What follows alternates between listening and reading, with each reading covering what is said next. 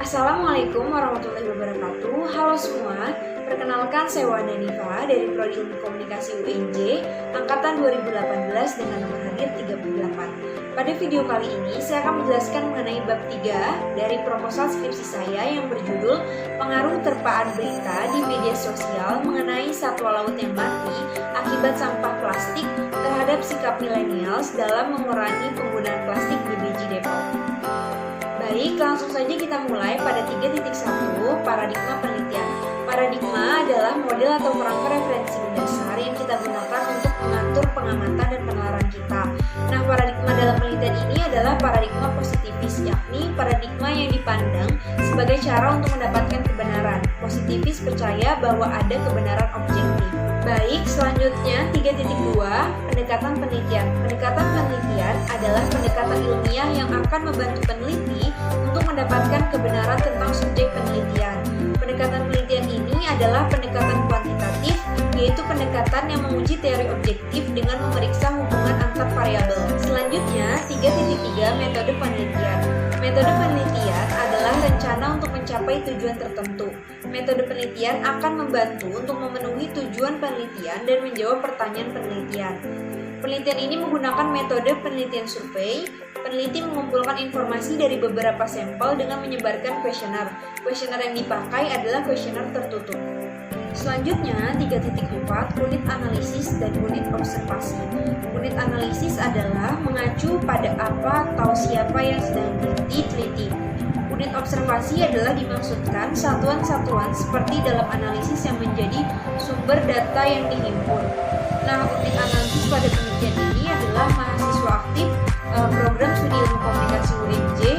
Kalau untuk unit observasi dan penelitian ini adalah sikap mahasiswa aktif dari program studi ilmu komunikasi UNJ. Selanjutnya 3.5 populasi, sampel, dan teknik penarikan sampel. Populasi penelitian ini adalah seluruh mahasiswa aktif Prodi Ilmu Komunikasi UNJ sejumlah 204 orang. Sampel penelitian ini adalah terdapat 135 sampel yang sudah dihitung berdasarkan rumus Lovin.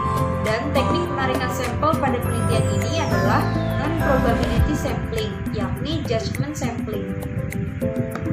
Selanjutnya 3.6 ukuran sampel. Sampel dari penelitian ini diambil dari populasi. Cara mengetahui sampelnya dilakukan dengan mengukur sampel dengan rumus Lovin. Nah, rumusnya ini adalah N kecil sama dengan N besar dibagi N besar dikali DF pangkat 2 plus 1. Nah, di sini sudah saya hitung dan akhirnya mendapatkan sampel 135 orang. Selanjutnya 3.7 hipotesis riset. Pada penelitian ini, hipotesis riset sebagai berikut. HO tidak terdapat pengaruh terpaan berita di media sosial mengenai satwa laut yang mati akibat sampah plastik terhadap sikap millennials dalam mengurangi penggunaan plastik di BJ Depok. Kalau untuk HA terdapat pengaruh terpaan berita di media sosial mengenai satwa laut yang mati akibat sampah plastik terhadap sikap millennials dalam mengurangi penggunaan sampah plastik di BJ Depok. Selanjutnya, hipotesis statistik. Hipotesis statistik yang digunakan dalam penelitian ini adalah kausalitas. Dalam penelitian ini yakni adanya pengaruh terpaan berita di media sosial mengenai satwa laut yang mati akibat sampah plastik terhadap sikap millennials dalam mengurangi penggunaan plastik di BJ Depok. Dan ini adalah bentukan dari hipotesis statistik dari penelitian ini. Nah, 3.9 metode pengumpulan data. Metode pengumpulan data adalah metode yang menunjukkan cara-cara yang dapat ditempuh untuk memperoleh data yang dibutuhkan. Terdapat pengumpulan data primer dan data sekunder. Data primer ini adalah data yang didapat dari sumber pertama. Data sekunder ini adalah data primer yang diperoleh oleh pihak lain atau data primer yang telah diolah lebih lanjut dan disajikan oleh pengumpul data atau pihak lain. Nah, penelitian ini menggunakan data primer. Selanjutnya 3.10 validitas dan reliabilitas. 3.10.1 validitas. Dalam pengujian validitas, penelitian ini menggunakan uji Kaiser-Meyer-Hawkins atau KMO. Di sini saya sudah menghitung data KMO dari variabel X yaitu terpaan media, yang dimana menurut buku Malhotra, data uji statistik KMO akan valid jika menunjukkan 0,5 dan lebih dari 0,5. Nah, di data ini sudah terdapat data KMO 0,76. Dari itu, data ini dikatakan valid karena lebih besar dari 0,5. validitas variabel Y yaitu sikap. Di sini juga sudah saya hitung. Di sini terdapat nilai KMO dari variabel Y ini adalah 0,838, yang dimana lebih dari 0,5 dan data ini dikatakan valid. Selanjutnya 3.10.2 yaitu reliabilitas. Reliabilitas ini adalah suatu ukuran yang menunjukkan sejauh mana tindakan pengukuran bebas kesalahan dan karenanya memastikan pengukuran yang konsisten sepanjang waktu dan di berbagai item dalam instrumen.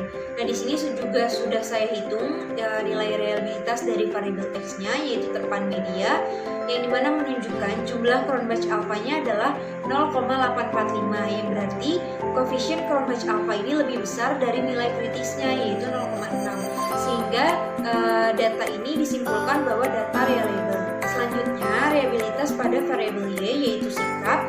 Di sini juga sudah saya hitung dan di sini menunjukkan jumlah Cronbach alpha-nya adalah 0,860 dan ini lebih besar dari nilai kritisnya 0,60, jadi data ini dikatakan data reliable. Selanjutnya 3.11 metode analisis data. Analisis data adalah metode yang dimana data yang terkumpul akan dianalisis secara statistik untuk melihat apakah hipotesis yang dihasilkan telah mendukung. Nah, di sini terdapat analisis univariat dan analisis bivariat. Analisis univariat sendiri adalah analisis untuk variabel tunggal atau variabel satu. Kalau analisis bivariat ini adalah analisis untuk dua variabel, yang dimana bertujuan untuk menentukan hubungan empiris di antara keduanya. Dalam bivariat juga salah satunya terdapat analisis regresi linear sederhana. Metode analisis data pada penelitian ini menggunakan analisis bivariat, yaitu uji analisis regresi linear sederhana. Selanjutnya 3.12 keterbatasan dan kelemahan penelitian. Keterbatasan di sini referensi penelitian sebelumnya yang belum banyak membahas penelitian serupa. Kalau untuk kelemahannya di sini adalah metode pengumpulan data yang digunakan dalam penelitian ini hanya mengandalkan data kuesioner. Selanjutnya 3.13 definisi operasional. Definisi operasional adalah dapat dirumuskan menjadi sedemikian rupa untuk dapat berguna sebagai petunjuk dan arah untuk menemukan data yang tepat dalam dunia empiris. Nah, di sini dalam variabel X ini memiliki 3 dimensi, yakni frekuensi, durasi, dan atensi.